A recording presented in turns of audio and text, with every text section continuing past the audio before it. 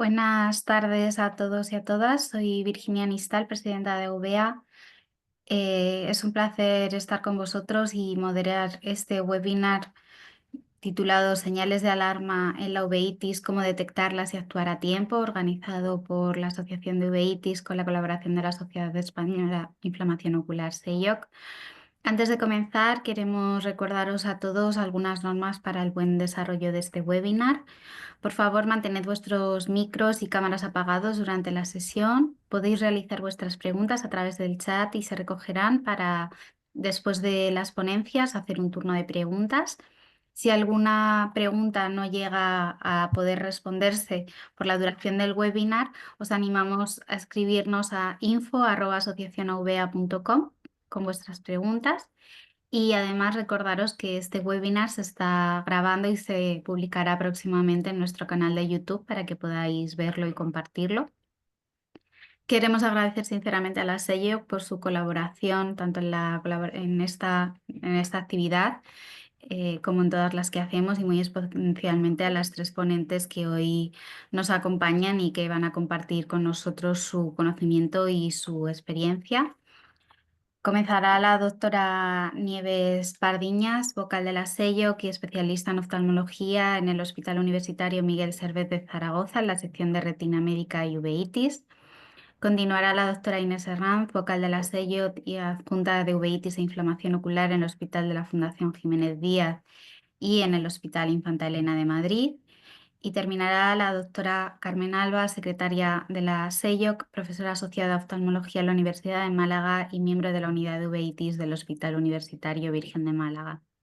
Esperamos que este espacio sea de utilidad para todas las personas que convivimos con la uveitis y también para los familiares, y damos paso a las doctoras y su ponencia. Muchas gracias.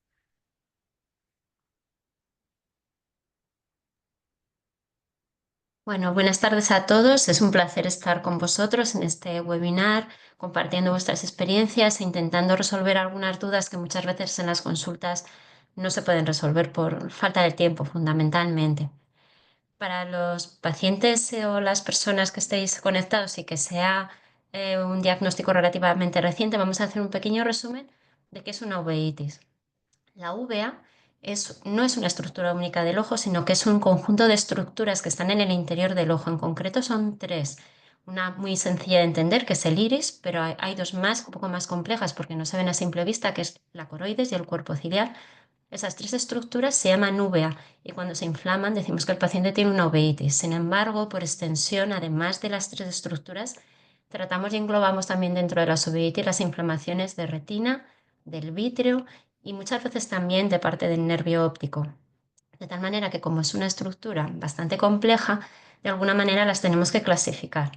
Desde el punto de vista práctico, a nosotros nos resulta muy útil la clasificación anatómica, porque dependiendo del patrón de uveitis que tenemos, hay más posibilidad que se trate de una causa o de otra. Por eso, cuando la inflamación se localiza fundamentalmente en la parte anterior del ojo, que engloba sobre todo el iris y la estructura que hay detrás de él, que es el cuerpo ciliar, decimos que tenemos una uveitis anterior. Y este tipo de uveitis fundamentalmente se acompañan de ojo rojo, aunque luego veremos que hay excepciones. Cuando la parte que fundamentalmente se inflama es el vítreo, que es la gelatina que rellena el ojo en el interior, decimos que tiene una uveitis intermedia. Y hay una forma inespecífica, perdón, todo lo contrario, con unos signos inflamatorios muy concretos, pero que es de causa desconocida y que se llama pars planitis. En el caso de que la inflamación predomine fundamentalmente en la retina y la coroides, decimos que el paciente tiene una uveitis posterior. Y en algunos casos la inflamación es generalizada y es cuando decimos que el paciente tiene una panuveitis. Sin embargo, quizá de cara al tratamiento, una vez que ya conocemos qué patrón tenemos de uveitis, es fundamental saber las dos grandes causas que nos pueden afectar. Hay otras causas que también hay que descartar, porque un traumatismo también puede justificar una uveitis. Sin embargo, ese tipo de uveitis son muy fáciles de diagnosticar. Sin embargo, cuando no tenemos una uveitis claramente traumática, lo primero que tenemos que descartar es que no hay una infección detrás, porque en este caso un tratamiento dirigido a la causa puede llegar a una curación completa, como puede ocurrir en las inflamaciones, por ejemplo, producidas por una sífilis. Descartada una inflamación de causa infecciosa, ya nos quedan las enfermedades fundamentalmente autoinmunes o inmunomediadas. Y en este caso lo que hay que entender es que el problema directamente no está en el globo ocular. Es un fallo de nuestro propio sistema inmune que no es capaz de reconocer el ojo como si fuese parte de nosotros.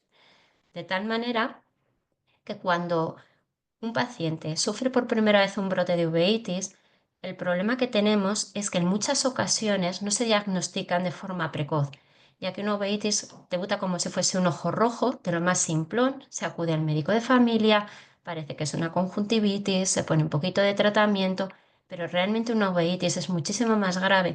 El ojo va empeorando, se cambia de antibiótico y en algunas ocasiones tardan semanas en remitir al paciente y cuando llegan con cuadros muy floridos. Por lo tanto, lo primero que quería remarcar en cuanto a los señales de alarma de la uveitis es que si conocéis a algún paciente que comienza con una uveitis que no termina de curar, que evoluciona de forma negativa con el tratamiento convencional, pensar que algunas de esas conjuntivitis son uveitis no diagnosticadas.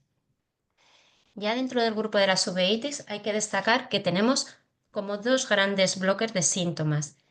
La parte anterior del ojo, fundamentalmente el iris y el corpo ciliar, está muy ricamente inervada. Por eso las uveitis que afectan esta estructura, fundamentalmente las uveitis anteriores, típicamente suelen cursar con ojo rojo, con mucho dolor y con mucha sensibilidad a la luz, con mucha fotofobia. Eso no quiere decir que una uveitis anterior no genere una pérdida de visión, pero el síntoma capital que tiene que levantar la alarma fundamentalmente es el dolor y el dolor también cuando el paciente recibe luz intensa.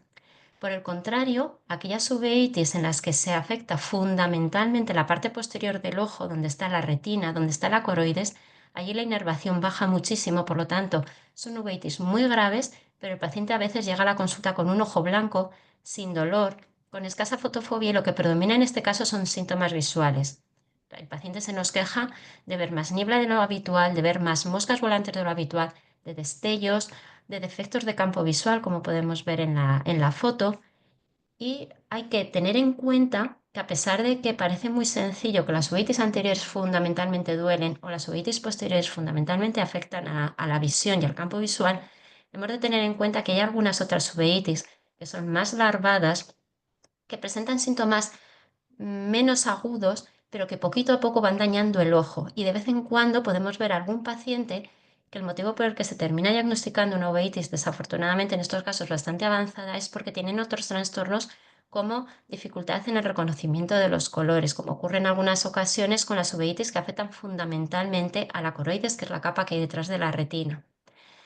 Tengo que insistir que a pesar de que la uveitis anterior típicamente cursa con dolor, no siempre ocurre así. Si alguien está conectado en esta reunión que tiene uveitis, fundamentalmente por infecciones por citomegalovirus, son pacientes que cuando vienen en brote y ellos ya se conocen, muchas veces no vienen con un dolor excesivo, sino con una pérdida de visión muy llamativa, a pesar de ser una uveitis anterior, porque asocian unas subidas muy llamativas de presión intraocular. De tal manera que, ojo, que no todas las uveitis anteriores duelen, pero sí que es verdad que es un síntoma capital. Hay que hacer un inciso en las uveitis asociadas a la infancia. Los niños pequeños son bastante valientes, muchas veces bastante más valientes que los adultos. De tal manera que muchas veces los niños pequeños, cuando tienen brotes de uveitis y van bajando visión, no lo comentan en casa porque se defienden en la vida cotidiana y muchas veces no lo dicen. En segundo lugar, hay un cuadro muy típico de uveitis infantil que tiene la característica de ser muy agresiva y que no genera ninguna sintomatología externa. Son uveitis de ojo blanco.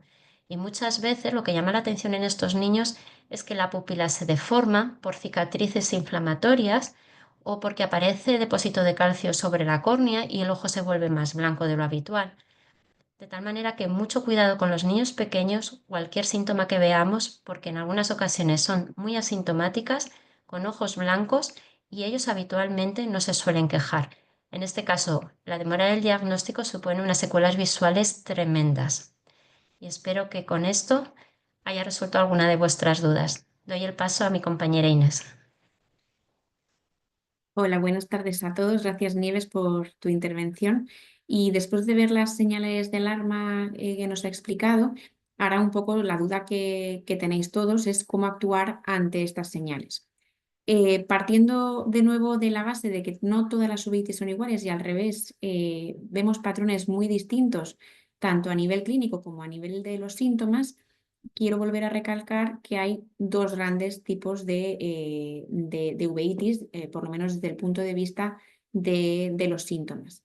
Aquellas que cursan con ojo rojo, dolor y fotosensibilidad, que son, como bien ha dicho Nieves, las uveitis anteriores, pero también las que afectan a la otra envoltura del ojo más superficial, que es la zona blanca del ojo, que sería la escleritis y la epiescleritis.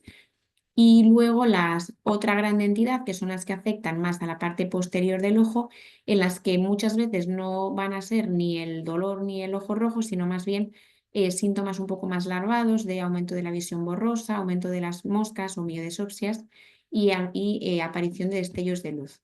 En este cuadro podríamos marcar pues, las uveitis intermedias, la retinitis, las coroiditis, las vasculitis y el edema macular.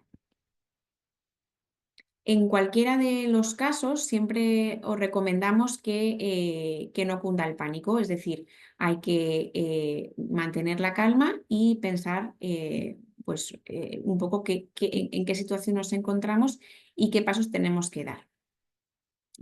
En el primer caso, o sea, cuando nos encontramos con el típico ojo rojo, con mucho dolor y fotosensibilidad, lo más importante es consultar de forma precoz. Siempre hablamos de horas mejor que de días. Y luego veremos por qué. En este caso, cuando tenemos este tipo de síntomas, no nos vamos a automedicar con corticoides tópicos, que muchas veces, sobre todo en pacientes que ya estáis diagnosticados, pues podéis tener a mano en casa un bote de dexametasona tópica y nos puede entrar un poco el querer evitar tener que acudir a un centro hospitalario. Evitamos en cualquier caso el uso de esta medicación y sí que podríamos probar con lágrimas artificiales, que eso sí que podemos tener en casa fácilmente en monodosis, y probar cada 1 o 2 horas para ver si este cuadro remite. Si desaparece o mejora mucho las molestias en unas horas, en menos de 24 horas, pues podemos estar tranquilos que no era ni una uveitis, ni una escleritis, ni una epiescleritis y por tanto podríamos quedarnos tranquilamente en casa. ¿Qué pasa? ¿Por qué hablamos de horas y no de días en estos casos cuando vemos que independientemente del uso de este tratamiento de superficie, los síntomas persisten o incluso aumentan?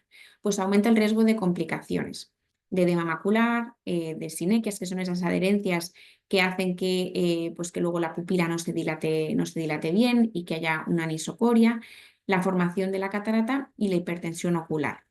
Además, el hecho de instaurar el tratamiento tarde va a hacer que la respuesta al tratamiento sea más lenta y que pues, conlleve, por tanto, a mayores visitas al hospital, un tratamiento intensivo más largo y un tratamiento probablemente con ciclopléjico, que es, como sabéis, el colirio que hace que la pupila se dilate y que disminuya también la tensión en el ojo. O sea, la tensión, me refiero a no la presión intraocular, sino un poco la relajación del esfínter pupilar, pues va a hacer que sea más largo. Y luego, además, el hecho de que estas complicaciones puedan llevarse a cabo, puede haber una hipertensión ocular en casos en los que la uveitis sea hipertensiva y, por tanto, esa hipertensión ocular mantenida puede generar un daño a largo irreversible en el nervio óptico. Otras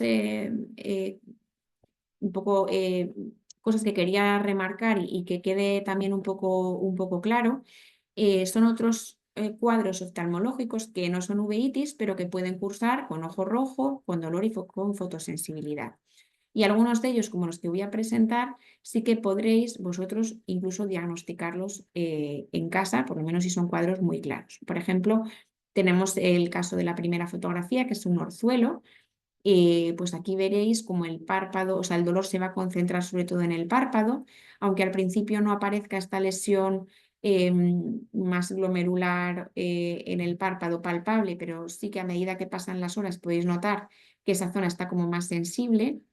Luego ya aparecerá la cabeza del orzuelo con la lesión rojiza y va a asociar edema palpebral. Muchas veces el ojo, lo que es la parte blanca del ojo, sigue blanca. No aparece esa inyección ciliar típica de la uveitis.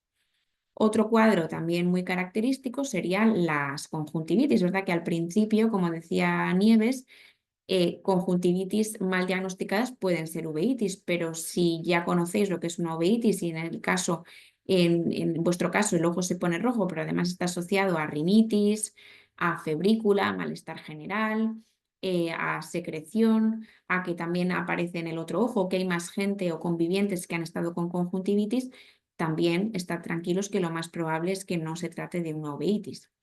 Y otro cuadro también muy alarmante para los pacientes, pero que para el oftalmólogo en general nos implica mucha tranquilidad, son estos derrames conjuntivales o hiposfagmas. En este caso es un ojo indoloro, que no molesta la luz, pero que aparece esta sábana con un color rojo brillante, bastante localizada, y que aparece de forma espontánea. Muchas veces incluso al levantarse uno por la mañana se mira en el espejo y se ve esta mancha que está asociada muchas veces a o bien picos de tensión arterial, no ocular, o bien alteraciones de la coagulación, o bien zonas de labilidad a nivel de los capilares de la conjuntiva. En estos casos también tampoco hay que correr, no son signos de gravedad ni de alarma y poco a poco se puede ir quitando o se puede consultar, pero de forma diferida. Otra foto que aquí no he puesto porque sí que es verdad que sí que el diagnóstico conlleva una exploración oftalmológica y que también cursa con ojo rojo, con dolor y con fotosensibilidad, sería todas las lesiones de la córnea, del epitelio corneal, como puede ser una erosión corneal o una queratitis. En estos casos, por desgracia, sí que tiene que explorarse también en lámpara de hendidura, aunque el tratamiento ya digo que sería distinto al de la uveitis. En el otro gran bloque de síntomas, como hemos dicho antes, en casos de visión borrosa, de miodesopsias o de fotopsias, estamos en las mismas. Aquí tampoco vale lo de tengo el Maxidex o el Predforte y me lo pongo por si acaso. En este caso suelen ser síntomas más paulatinos, estamos hablando de cambios que suelen conllevar días o semanas y también podríamos tener un poquito más de margen para consultar, salvo en casos de una pérdida clara súbita de visión, un telón que aparece delante del ojo, que es algo pues, que ocurre en horas, que ahí sí que habría que consultar inmediatamente, o bien si estos síntomas oculares están asociados a otros síntomas generales, como pueda ser una cefalea intensa, una cefalea distinta a la que solemos tener, aunque uno tenga ya una migraña crónica, por ejemplo, que aparezca fiebre, que aparezca cansancio, malestar general, otros síntomas neurológicos como pérdida de fuerza, sensibilidad de las manos asociado a cuadros de diarrea o de lesiones cutáneas. En estos casos sí que habría que consultar, como en el primer bloque, inmediatamente a un centro hospitalario. Y aquí es la segunda parte, que es, vale, ahora ya sabemos un poco la urgencia de lo que nos está pasando, ahora, ¿dónde vamos? Aquí es importante tener en cuenta que la exploración oftalmológica es una exploración muy específica y que no sirve el médico generalista, que lo que vamos a hacer es retrasar el diagnóstico y el tratamiento correcto. Tendríamos que acudir a cualquier centro hospitalario o clínica, pero que tenga servicios de urgencias en oftalmología, que el que lo valore sea un oftalmólogo. Es verdad que hay hospitales que tienen como primera, o sea, que digamos que tienen un primer filtro en el que siempre lo ve primero un generalista y luego solo en casos concretos lo ve el oftalmólogo. En estos casos yo sí que pediría que insistieseis, si tenéis ya antecedentes de uveitis, que lo recalquéis para que os vea el oftalmólogo y os diagnostiquen erróneamente efectivamente de una conjuntivitis o de un orzuelo. En cualquier caso, si vais a un centro distinto a vuestro centro habitual, tenéis que solicitar un informe de alta. Hay hospitales que lo hacen de forma rutinaria, pero hay otros centros en los que no es tan fácil irse con un informe escrito. Eso sí que es muy importante para que nosotros, el médico tratante, lo podamos ver exactamente qué características tenía la uveitis, cómo estaba la tensión ocular, cuál era la visión, saber si se ha dilatado o no el ojo, si se ha visto el ojo contralateral, si tenía o no complicaciones. Y dentro de que sea posible también, si tenéis algún medio para comunicaros con vuestro centro habitual, podéis mandar un email o si no presenciaros para un poco exponer, ¿no?, que ha habido un cambio, que ha habido un episodio agudo y en este caso que el médico tratante o el oftalmólogo pues decida si hay que adelantar o no la visita que estaba ya organizada. Hay alguna situación que os genera en general bastante estrés, que son situaciones en las que estáis de viaje. Entonces, un paciente con uveitis puede hacer viajes, puede viajar perfectamente, pero es verdad que siempre nos gusta que nos aviséis al oftalmólogo para poder organizar un protocolo de actuación. Estos protocolos van a ser muy distintos en función de la patología ocular que presentéis, del tipo de uveitis que tengáis, de si está o no controlada en ese momento, del tipo de medicación que estéis utilizando.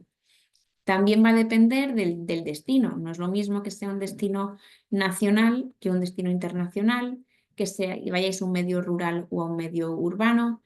También el hecho de disponer o no en ese viaje de una mutualidad privada o no. Tampoco es lo mismo irse un viaje de fin de semana a estar 2 meses de viaje, por ejemplo, en el sudeste asiático. Todo esto conlleva a un protocolo de actuación distinto y en algunos casos, pues a lo mejor sí que consideramos que no es el mejor momento para realizar este viaje o al revés, que os podéis ir con total tranquilidad.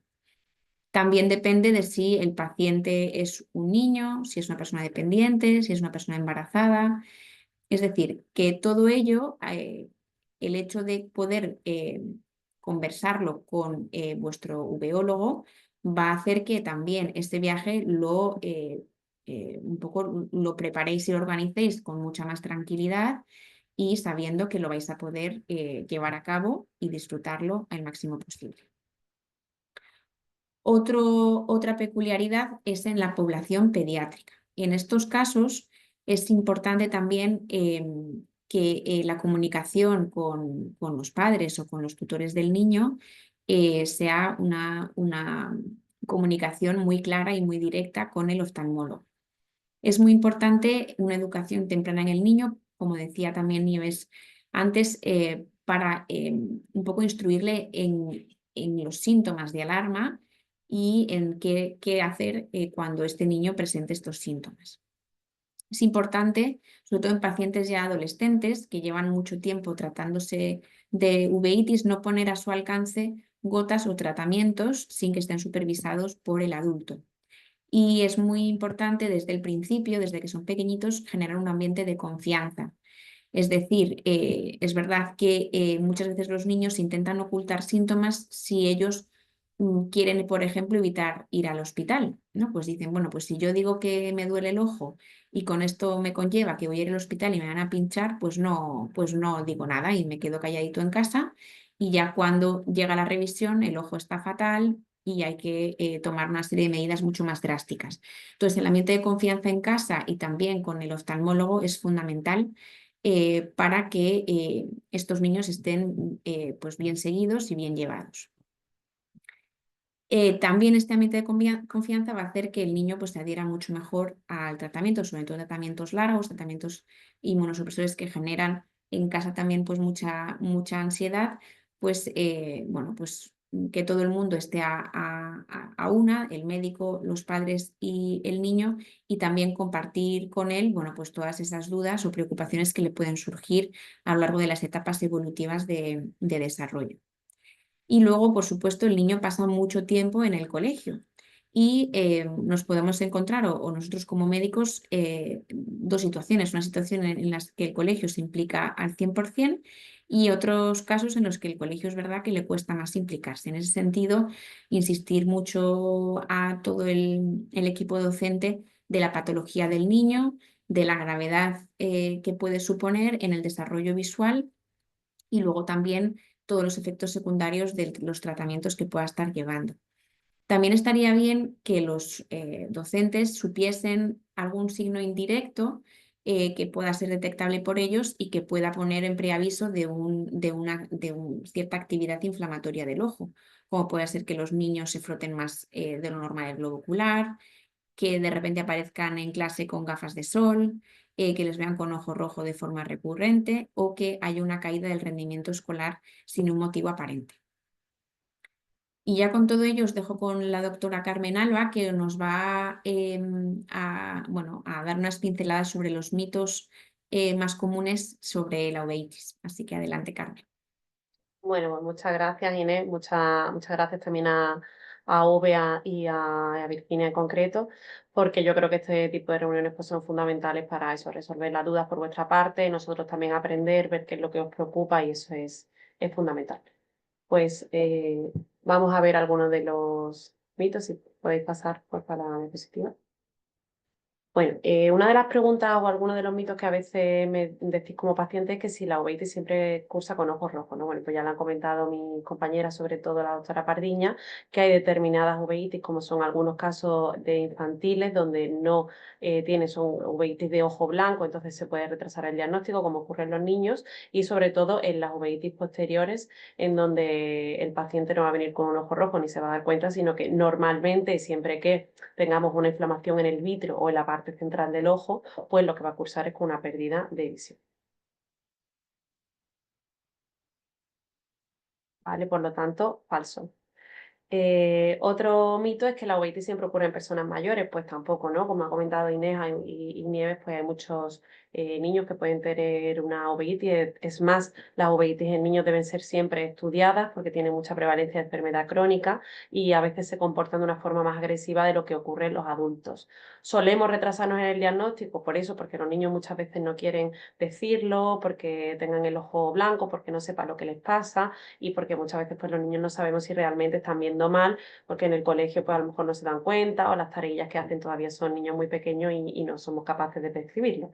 Pero sobre todo hay una particularidad que tienen los niños, que es que cuando tienen una uveitis, por ejemplo, en uno de solo de los ojos, pueden desarrollar lo que se llama ambliopía u ojo vago, que es que si nosotros no tratamos de forma precoz a estos niños, el cerebro se olvida de ese ojo que no ve y en el futuro se puede volver vago. Entonces tenemos que estar especialmente pendientes en el caso de la uveitis con niños y tratarlo rápidamente con inmunosupresores o biológicos muy frecuentemente. ¿Siempre cursan con dolor? Pues tampoco, ¿no? Ya había contado, también es falso, había contado ya a Nieves que, bueno, que uno de los rasgos diferenciales comparando con conjuntivitis, etcétera, es el dolor. Pero también es verdad que algunas uveitis, por ejemplo, sobre todo algunos pacientes herpéticos donde tienen abolido la sensibilidad y por tanto ni las queratitis ni la uveitis son tan dolorosas, o incluso algunos cuadros que son graves de uveitis pueden no doler y sobre todo las uveitis posteriores pues no duele. Por lo tanto, falso también. Las causas de uveitis no siempre se conocen, pues en este caso es un mito común, pero es verdadero, ¿no? Aquí tenemos un poco, mi compañera antes ha dicho que sobre todo son inmunomediadas, ¿no? Las uveitis infecciosas son los dos grandes bloques.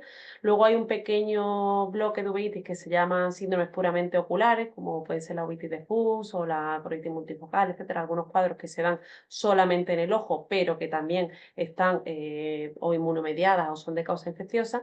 Y luego tenemos otro grupo de enfermedades que se llaman de enmascaramiento, que generalmente son tumores, etcétera, que pueden como provocar cuadros de inflamación también ocular. Entonces, verdadero, casi en un 30% de las ocasiones no podemos llegar al diagnóstico, es cuando se llama pues uveitis no filiada o uveitis idiopática. Como yo le digo a mis pacientes, el hecho de no ponerle un nombre bueno, muchas veces nos puede agobiar, ¿no? Nosotros como médicos y como pacientes nos agobia, pero es verdad que normalmente los tratamientos son los mismos, con lo cual, aunque no sepamos exactamente cómo se llama, cómo es el apellido de la uveitis, pues el hecho de tener el nombre, pues ya nos va a encaminar un tratamiento y seguramente se va a curar igualmente. Cuando sienta un brote debo ponerme corticoides, pues bueno, falso también, ¿no? Ya lo ha explicado Inés, que lo primero es muy, muy suculento, ¿no? Tener un bote de corticoides en un momento dado ponernos una gota. Yo tengo muchos pacientes que lo hacen así, a veces ha sido en algún momento incluso consensuado conmigo porque han estado fuera y tienen miedo y se ponen el corticoide y tal, pero bueno, realmente siempre que podamos no. Yo creo que también es nuestra responsabilidad como médicos intentar poner facilidades, ¿no? Pues yo intento los días que estoy en consulta, los días que estoy operando, lo que sea, pues decir que si tenéis un brote o sentís que lo tenéis, que vosotros muchas veces lo percibís muy claramente, pues que vengáis a buscarme o busquéis al compañero, o vengáis por urgencia al residente que me llame, en fin, que tenemos que intentar nosotros poner facilidad y vosotros tratar de venir al centro para que nosotros podamos hacer un diagnóstico certero. porque muchas veces también al saber el número de brotes que hemos tenido en el año y no a lo mejor tratando por vuestra cuenta o en un privado o lo que sea, pues también a nosotros nos va a implicar el hacer un cambio de tratamiento o no, ¿vale? Y luego pues recordar todos los efectos secundarios que pueden tener los corticoides tópicos en gotitas pues pueden dar sobre todo catarata y subida de tensión ocular que luego puede provocar un glaucoma, y los corticoides orales pues aunque muchas veces son necesarios, los tenemos que poner a altas dosis nosotros mismos, pero siempre pues no por nuestra cuenta porque pueden provocar hipertensión arterial, diabetes, cambios de comportamiento, en fin, un montón de efectos secundarios. Otro mito común es que teniendo un tratamiento inmunosupresor biológico no puedo hacer una vida normal. Bueno, pues esto es falso también, ¿no? Es verdad que el hecho de tener un tratamiento, pues tendremos que estar pendientes de hacernos nuestras analíticas para ver realmente que no haya ninguna toxicidad por el tratamiento, que todos los valores estén normales. Tenemos que completar nuestro calendario vacunal, llevar un estilo de vida saludable, nos medimos la tensión, evitar el tabaco, comer bien, hacer ejercicio. En general son normas que se pueden aplicar a todo el mundo, pero ya si además tenemos una uveitis, tenemos un tratamiento que lo conlleve, pues también, ¿no? Y luego, bueno, pues acordarnos que algunos fármacos no lo pueden utilizar en el embarazo y entonces pues siempre que tengamos un deseo genésico yo creo que tenemos que tener la confianza con nuestro médico para exponerle el caso y poner un tratamiento más adecuado. Bueno, aquí no, simplemente os dejaba algunas de las investigaciones que nosotros como médicos vamos a hacer dependiendo de cuando tengáis un tratamiento inmunosupresor o biológico, es decir, que hay que realmente llevar un cierto cuidado, que eso nos encargaremos nosotros, pero que el resto, vuestra vida será normal. El tratamiento inmunosupresor es para siempre, ¿no? Esto es falso también, es otra cosa que también me preguntáis muchas veces. No tiene por qué ser para siempre. Hay pacientes que requieren más tratamiento, hay pacientes que no podemos bajar el tratamiento, lo tenemos muchísimo tiempo, incluso hay pacientes que lo tenemos para toda la vida, pero es verdad que la gran mayoría de los pacientes, pues la uveitis es un momento como de inflamación, que el sistema inmune sobre todo se vuelve loco y que a veces pues cuando pasa el tiempo se relaja y podemos intentar ir bajándolo, incluso llegar a quitarlo, ¿no? Es verdad que aquí cada caso es muy individual, porque incluso teniendo el mismo tipo de uveitis se puede comportar muy diferente unos pacientes con respecto a otros. Es verdad que tenemos algunas formas, sobre todo de uveitis posteriores, pues un poquito más agresivas, que sí que tenemos que tener el tratamiento y la media de 1 o 2 años, pues a veces no nos la quita nadie, ¿no?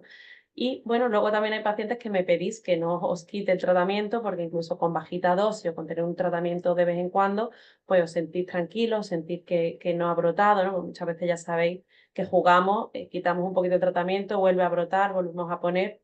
Tenemos que encontrar ese punto medio en el que ni nos pasemos de tratamiento ni nos lleguemos, ¿no? Entonces, bueno, pues nosotros ahí vamos trabajando y vamos optimizando, intensificando, que es como le llamamos nosotros, a la hora de subir y bajar hasta que llegamos al punto exacto en que el paciente pues, esté controlado, que es nuestro objetivo. Tener uveitis significa que perderé cada vez más visión, pues que también es algo, ¿no?, que agobia, ¿no? Es decir, bueno, tengo muchos brotes, cada vez voy a perder visión, voy a llegar a un momento que no vea nada. Hombre, pues es falso, ¿no? Es verdad que hay ciertas formas de uveitis posteriores, sobre todo las que afectan a la mácula o las que son más agresivas, que pueden comprometer muy seriamente la visión. Afortunadamente tenemos dos ojos, ¿no? Y a veces tenemos mala suerte con uno, ha habido un retraso en el diagnóstico y por eso tenemos que estar súper pendientes del otro y súper encima de poner el tratamiento, pero solamente un 10% de los pacientes de uveitis realmente tienen una baja visión, entendemos baja visión en los dos ojos, ¿no? Pues habrá casos de peor pronóstico, donde sean bilaterales, cuando no estemos controlados, larga duración, pero bueno, pues eso, las unidades multidisciplinares pues, nos han ayudado mucho a controlar mejor la uveitis, a diagnosticarlo también de forma más precoz, cada vez hay más tratamientos, entonces nuestra visión hoy en día de la uveitis es mucha más esperanzadora. Los países en vía de desarrollo, pues nuestro reto y espero que esto cada vez pues llegue a que todos los tratamientos lleguen a todo el mundo para evitar que la visión sea un problema en los pacientes nuestros con uveitis. Cada vez existen más tratamientos con uveitis, pues esto sí es verdadero, ¿no? Aquí os pongo un poquito una línea de todos los tratamientos que hemos ido utilizando, que muchos, pues, bueno, aquí está en inglés, pero muchos los conocéis, sobre todo los anti-TNF, que son los que salieron más novedosos, el adalimumab, que es el que tenemos indicado en nuestro caso para la uveitis, y la verdad que cada vez también van saliendo más tratamientos también a nivel local, ¿no? Tenemos algunos fármacos que podemos inyectar, como los que os dejo aquí en el recuadro, corticoides, antiangiogénicos. Ahora estamos pendientes de novedades también en nuestro campo y la verdad, bueno, que no se deja de investigar y cada vez existen más tratamientos y si uno no funciona, pues podemos buscar otra línea y siempre hay una esperanza en este sentido. Otro mito común, que yo pues no sé si al ser mujer joven, a mí me vienen todas las pacientes diciendo que si no pueden tener hijos, que tienen mucho deseo genésico, ¿no? Y que quieren intentarlo, muchas veces con los propios brotes, las revisiones que tenemos que hacer, los tratamientos, pues a veces se ve un poquito frenado, ¿no? Bueno, pues decir que la uveitis no está relacionada con la infertilidad, es decir, que no es una causa que la vaya a perjudicar, ¿no? Y que hay ya muchos tratamientos para la uveitis que pueden ser utilizados con seguridad en el embarazo y también en la lactancia, ¿vale? También decir que se puede tener un parto natural con uveitis, lo digo porque hay pacientes con miopía alta que tienen algunos cuadros de uveitis asociadas, como las coroiditis multifocales, las PIC, etcétera, coroiditis punteada interna, que a veces pues han venido con ese miedo y tradicionalmente se le había recomendado una cesárea, ¿no? Pues deciros que esto no está contraindicado. Siempre, pues claro, nuestras recomendaciones, pues lo que decía antes, que si esto lo vais a, pues hay que planearlo, ¿no? Y hay que comentarlo con vuestro oftalmólogo, internista, reumatólogo y ginecólogo expertos que obtengan la máxima seguridad tanto para la mujer como para el bebé. Otro mito, ¿el estrés puede agravar la uveitis? Pues sí, la verdad es que hay algunos cuadros de uveitis que se ven, sobre todo a veces cuadros de uveitis anteriores, recidivantes, que se ven relacionados con el estrés. No se sabe exactamente el mecanismo, hay muchas teorías, se intenta investigar, pero no sabemos por qué. Pero bueno, pues es verdad que tenemos que intentar en ese estilo que os decía yo de vida sana, pues también fomentar el estrés, ya sea gestionarlo pues psicoterapia, ejercicio físico, todas las medidas que podamos tener a nuestro alcance para que estemos lo menos estresados posible y no vayamos a desarrollar un brote. Y otro mito, otra pregunta que tenéis a veces, si las pantallas pueden empeorar la uveitis. Bueno, pues las pantallas que los oftalmólogos estamos con ellas, ¿no? Y en general los médicos muy en contra, sobre todo en la edad infantil, es verdad que pueden provocar muchos problemas, en concreto en el ojo, pues pueden provocar sobre todo sequedad. También hay algún cierto daño pues en niños, ¿no? De que hayan déficit de atención, etcétera, pero realmente no hay ninguna evidencia que la relación con las pantallas y la uveitis, ¿no? Entonces, si por ejemplo trabajáis con ordenador o estáis mucho tiempo en la pantalla, pues vuestra uveitis no tiene por qué empeorar con eso. Porque sí os podéis tener es cansancio visual, sensación pues de malestar, de cuerpo extraño, tener pues lágrimas artificiales, pero realmente no vais a hacer un brote de uveitis por mirar el móvil o trabajar con el ordenador. Bueno, y la investigación en uveitis cada vez mayor, pues verdadero, ¿no? Esto sí que es un mito verdadero y en los objetivos de la SEIU, pues nosotros estamos intentando colaborar con nuestro pequeño granito de arena, pues haciendo estudios, ensayos clínicos, webinars, elaborar guías en los congresos, pues intentar estudiar y cada vez saber más, investigar más para, como os decía, tener cada vez más herramientas para poder afrontar la uveitis. Yo creo que el panorama ha cambiado mucho. Vamos, yo todavía me considero joven, pero desde que llegué hasta ahora ha cambiado mucho el panorama y sobre todo las generaciones de oftalmólogos que se dedicaban a la uveitis antes que yo, pues realmente cuando me comentan los casos, yo creo que podemos estar contentos del camino que llevamos recorrido y que por supuesto todavía tenemos mucho más que recorrer, pero para eso estamos, ¿no? Entonces, bueno, pues aquí os he dejado algunos mitos comunes que surgen en mi práctica clínica y no sé si tenéis alguna pregunta para el resto de mis compañeras y yo. Muchas gracias, Carmen, por desmitificar las uveitis. No sé si Virginia quería añadir algo o tienes alguna pregunta ya para Sí, nosotros. muchas gracias, doctoras. La verdad es que me han quitado gran parte de las preguntas que ya tenía preparadas o que normalmente los pacientes o los familiares nos hacen también a nosotros. Pero bueno, queda alguna otra. Hemos intentado establecer un poco las preguntas siguiendo el mismo guión que ha seguido el webinar y yo creo que una que la doctora Alba ha comentado un poco por encima, pero bueno, que está vinculada a comprender la uveitis y al mismo tiempo es un mito, es si la uveitis, si yo tengo uveitis en un ojo, voy a tener uveitis en el otro porque sí, o solamente se puede dar un ojo, voy a tener la bilateral obligatoriamente. Es una de nuestras preguntas más comunes.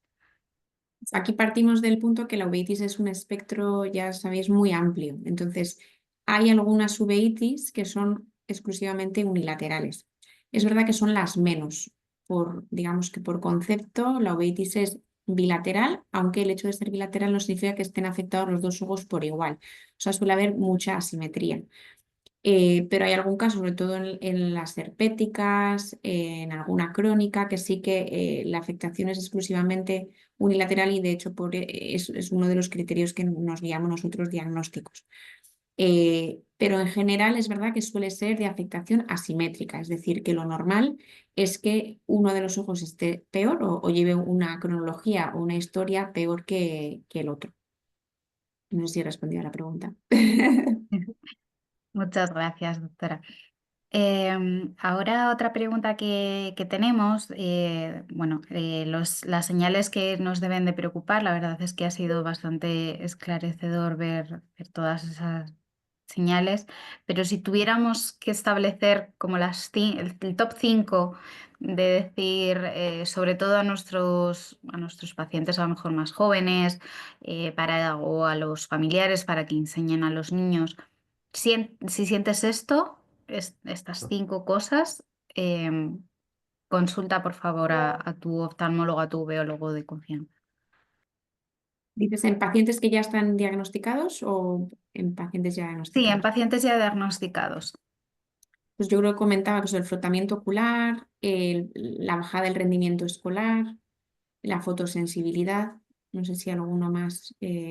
Luego ya hay signos claros, ¿no?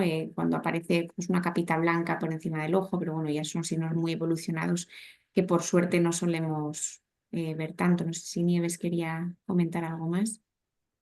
Yo creo que hay que distinguir un poco en función del patrón de uveitis que tenemos. Si estamos hablando fundamentalmente en niños, entiendo, ¿verdad? En Si población pediátrica decía, sí.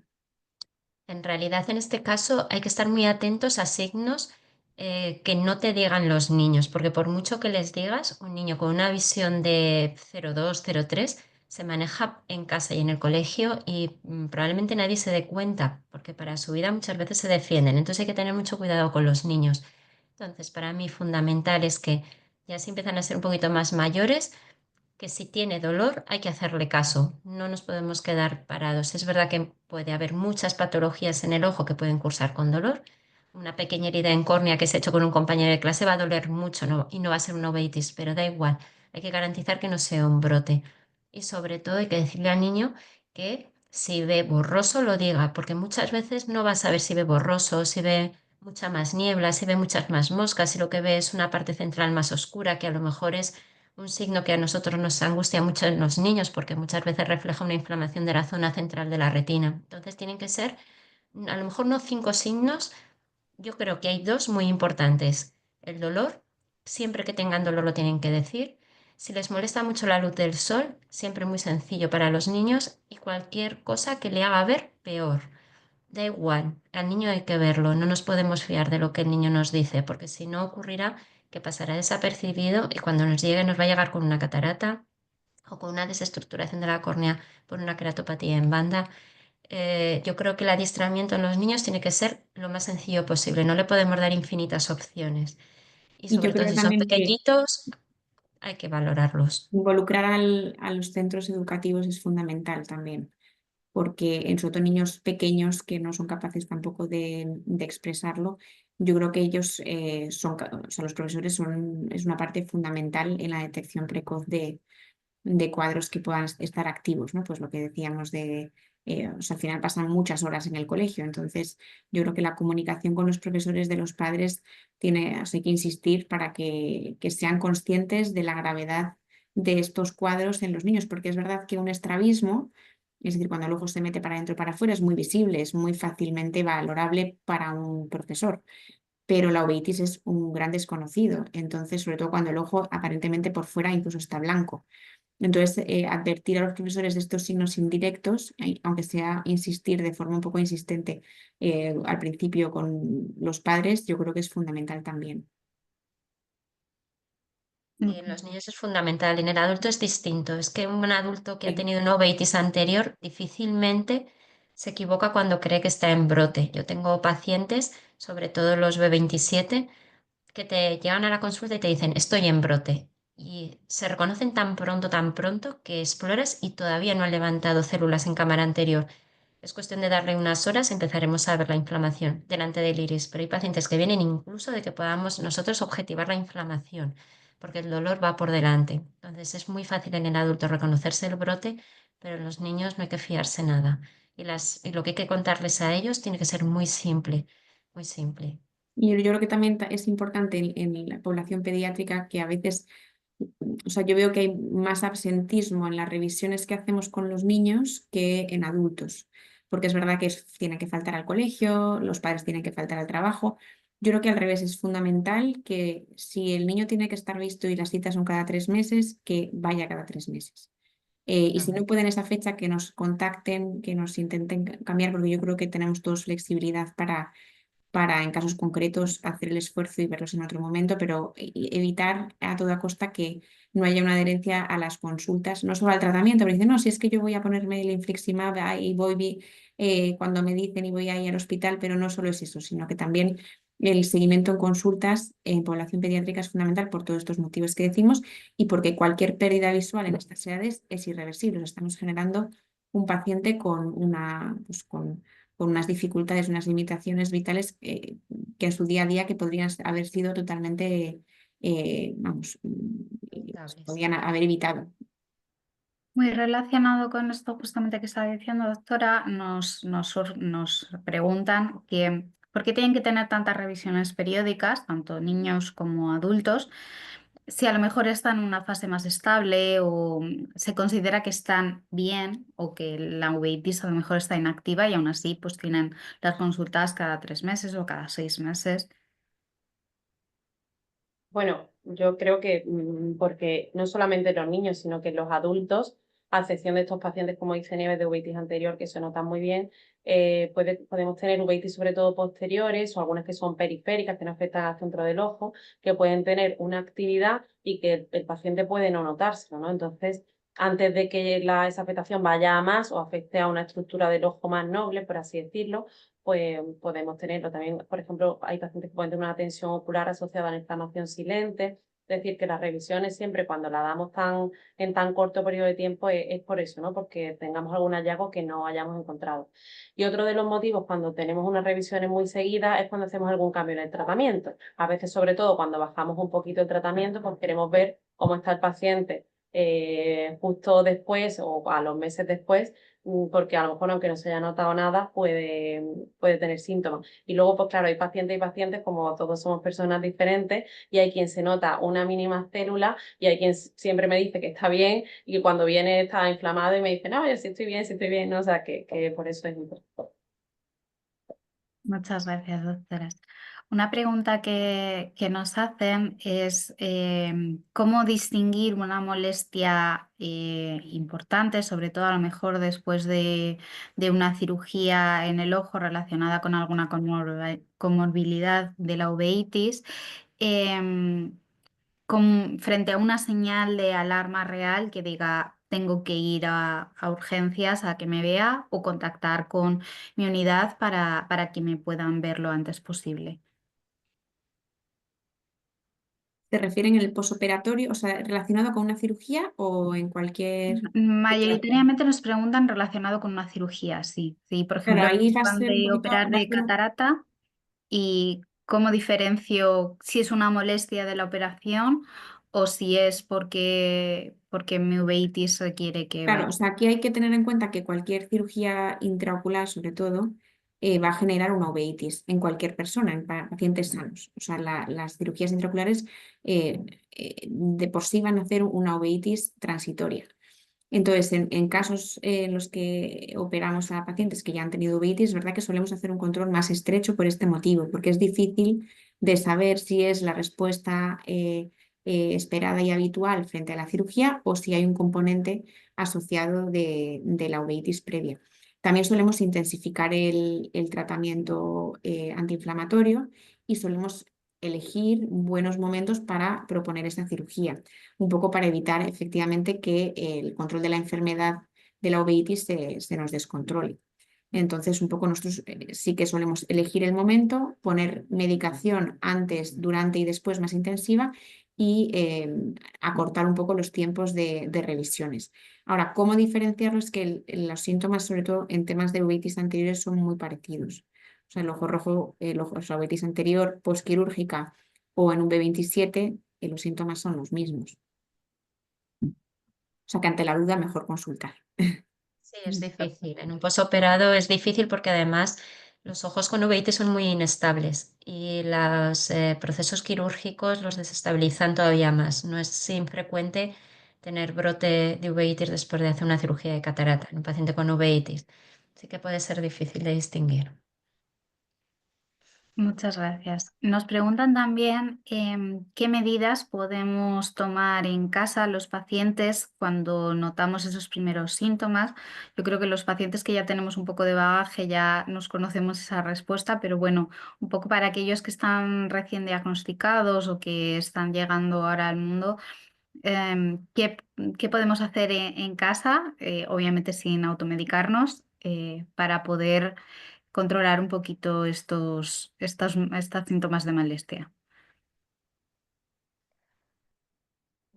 Yo creo, en mi sincera opinión, así mi humilde opinión, que en casa se puede hacer poco porque sea como fuere, si un paciente con uveitis hace brote y quisiéramos que no se medicase en el mismo, en casa poco podemos hacer. Es decir, las uveitis cuando duelen, duelen mucho, hay muchísima fotofobia, hagamos lo que hagamos, esa fotofobia sin tratamiento no va a mejorar, el dolor tampoco va a mejorar.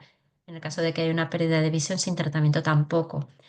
Yo creo que en realidad cuando el paciente cree que está en brote es tedioso ir al hospital. Sabemos que brotáis muchísimas veces, es una patología crónica, es una carrera de fondo, pero se debe solicitar asistencia. Porque además hay que tener en cuenta una cosa importante, que el ojo tolera muy mal la inflamación. No es lo mismo tener una artritis reumatoide que se inflama una rodilla o una articulación, remonta muchísimo mejor esa inflamación que cualquier inflamación ocular. El ojo no siempre es capaz de remontar la inflamación. Entonces, quedarse en casa con una estrategia aguantando el tirón, creo que es un error. Es un error. Creo que se tiene que valorar precisamente para dar la atención más precoz y sobre todo porque es un tiempo que estamos perdiendo. No creo, no sé si hay algo que se puede hacer en casa.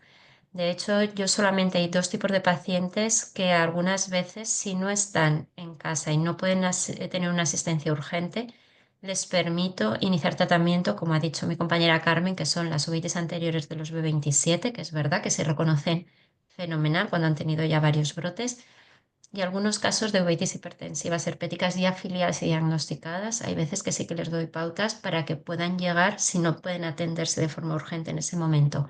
Si no, a los demás, mi consejo es que pidan asistencia.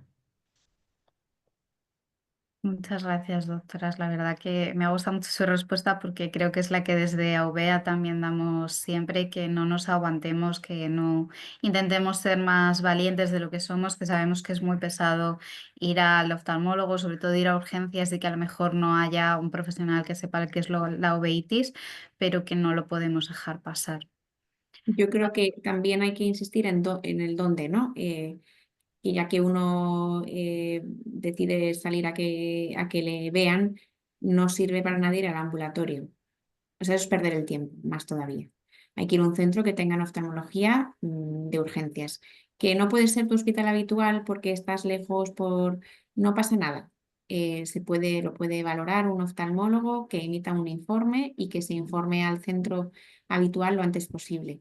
Pero en cualquier caso que no, o sea, no, es que sí, consulté ya al ambulatorio y nada, pusieron una gota amarilla y como estaba bien, pues nada, me dieron una pomadita y me mandaron a casa. O sea, para hacer eso mejor no hacer nada.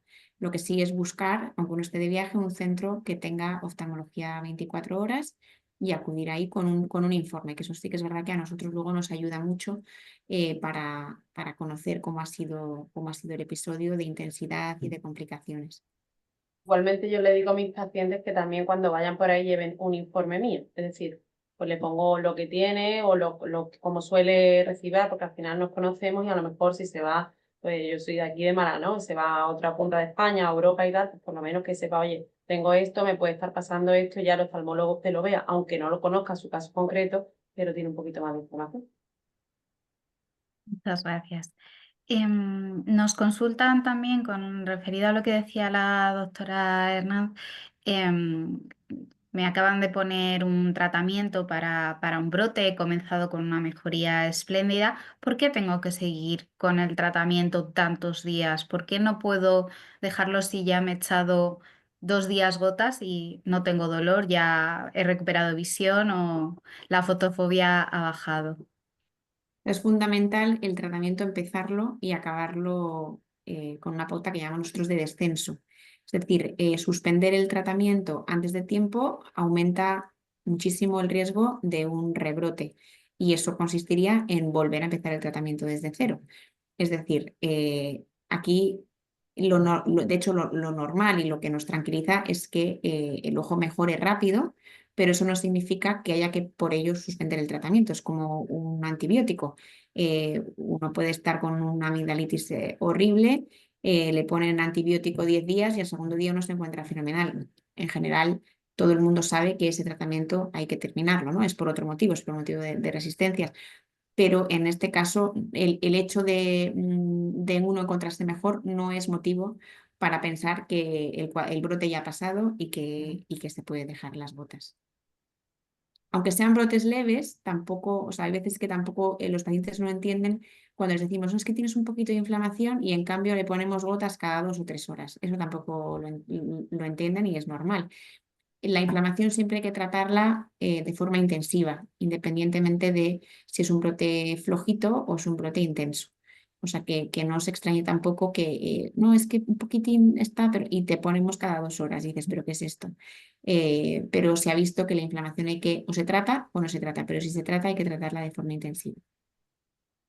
Muchas gracias. Y vinculado también a esto, nos preguntan cómo sabemos si necesitamos un tratamiento más fuerte, cómo le podemos decir nosotros a nuestro oftalmólogo, em, bueno, pues estoy respondiendo bien a los colirios locales, pero creo que a lo mejor podemos abordar otro tipo de tratamiento o si debe ser siempre el médico el que dé el primer paso. Si podemos, una vez ya somos pacientes más expertos, más proponer. Hombre, yo creo que es fundamental tener una buena comunicación médico-paciente. Yo eso lo veo fundamental en este tipo de patologías crónicas. Obviamente, el oftalmólogo, ¿no? Pues a raíz de todos los conocimientos y las pruebas que hace, pues es el que te va a indicar cuándo pasar a un siguiente escalón o cuándo bajar, pues un poco viendo, porque no solo de cómo te sientas, sino con todas las cosas que se puede ver en tu ojo, ¿no? Entonces yo creo que en este sentido parte un poco del oftalmólogo el cambio de tratamiento, pero que siempre tiene que estar muy consensuado y muy hablado con el paciente. Y luego, como pacientes, pues sí, pues eso, hablar mucho y decir exactamente cuántas veces os pasa, de qué forma os limita, depende mucho también, pues, el tipo de trabajo, de vida que tengáis, que todo es muy individual, ¿no? Entonces, por eso hay que hablar mucho, vosotros expresarles toda vuestra inquietud de los problemas que tenéis, cuándo veis peor, en qué situación, a qué os afecta en vuestra vida diaria, y a partir de eso nosotros tenemos más información para, con las pruebas que os hagamos y los signos, digamos, objetivos, pues tomar una decisión, pues siempre consensuada con el paciente, claro. No obstante, en oftalmología la clínica es muy importante, pero tenemos una virtud y es que probablemente no tengan otras especialidades, quizá los dermatólogos, es que podemos ver la inflamación. No se ve la inflamación directamente en las rodillas o en el hígado o en el colon, pero en el ojo sí. Entonces, quizá a mí me ocurre al contrario de la pregunta que nos han hecho. Muchas veces viene el paciente y está con un tratamiento de mantenimiento, un inmunomodulador, él está sintomático, está bien, lo está tolerando bien. Y claro, de vez en cuando hacemos pruebas con colorantes que vosotros probablemente ya conozcáis, que ponemos intravenosos y hacemos unas fotos. Y nos llevamos la sorpresa de que un paciente que aparentemente está bien controlado y que la exploración parece que está todo bien, resulta que hacemos una angiografía y nos están fugando las venas de retina periférica o aparece un foco inflamatorio que llama la atención en la capa que hay debajo de la retina y eso es motivo para intensificar. Muchas veces yo creo que La comunicación no es tanto si el paciente está mal, nosotros intensificar tratamiento, sino cuando el paciente está bien. Es difícil explicar que necesita más tratamiento cuando se encuentra bien, cuando aparentemente no se ve nada por fuera, pero nosotros en la exploración estamos viendo quistes en la mácula, o estamos viendo inflamaciones de las arterias o las venas de la retina. Yo creo que quizá en mi caso ocurre ese conflicto médico-paciente más a la inversa, que yo quiero subir porque pienso que no está perfectamente controlado, pero el paciente está sintomático, no se ha dado cuenta del brote o del repunte de la inflamación. Bueno, tenemos alguna pregunta más en el tintero, pero se nos acaba el tiempo, así que os animamos a escribirnos a info@asociacionovea.com para poder contestarlas. Hay algunas que son bastante interesantes y una vez tengamos las respuestas las compartiremos también en nuestras redes sociales para que las podáis tener, porque creo que son interesantes para todo el público. Muchas gracias a todos los asistentes que habéis estado hoy, especialmente a nuestras ponentes por compartir su tiempo y sus conocimientos con tanta claridad y tanta cercanía. Y si me lo permiten, estoy muy feliz de poder comprobar que desde la asociación, con los médicos y en especial con los doctores y doctoras de la sello, que estamos en muy buena sintonía y que tenemos un pensamiento pues, parecido de cara a cómo tratar y abordar a los pacientes. Como sabéis, desde OBEA seguiremos trabajando para ofreceros más espacios como este que nos permitan aprender, sentirnos acompañados y también aprender y empoderarnos como pacientes. Os recordamos que la grabación estará disponible los próximos días, esperamos mucho más de una semana, en nuestro canal de YouTube, y cualquier duda, sugerencia o comentario nos las podéis hacer llegar. Un abrazo muy fuerte y hasta la próxima. Muchas gracias a todos. Muchas A gracias, vosotros. Virginia. Virginia. Adiós. Buena tarde.